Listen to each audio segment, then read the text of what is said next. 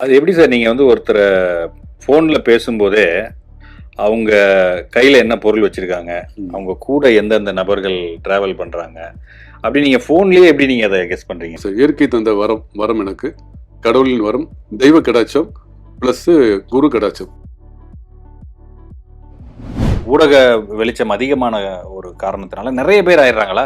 அப்போ ஒரு சேனல்ல இவங்க வந்து 8ஆம் தேதிக்கு மேல உங்களுக்கு சூப்பரா இருக்குன்றான். இன்னொரு சேனல பார்த்தா, ஐய்யய்யோ! வெளியிலேயே கார் எடுக்காதீங்க. ஐயோ! யாரையா நம்புறதுங்கிற ஒரு குழப்பம் மக்களுக்குள்ள இப்ப. மேச ராசில இருந்து மீன ராசி வரைக்கும் பலன் சொல்றோம் இல்லையா, அந்த மாதிரி தான் இது. ம்.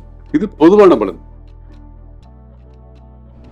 நம்ம முன்னோர்கள் செய்த பாவ புண்ணியம் அடுத்த தலைமுறைக்கு அது இருக்குது அப்படின்றத வழி வழியா நம்ம சொல்லிட்டு இருக்கோம். இது எந்த வகையில நியாயம். ஜோதிட ரீதியாவோ இல்ல உங்களுடைய அனுபவ ரீதியாவோ இது எந்த அளவுக்கு உண்மை?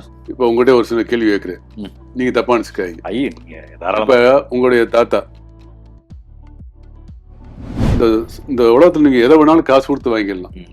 இன்னொருத்தனுடைய வயிற்றுச்சம் மட்டும் வாங்கக்கூடாதுன்னு கேள்விப்பட்டீங்களா? ஆமா, அதுக்கு அவ்வளவு பவர் இருக்கு சார். 100%.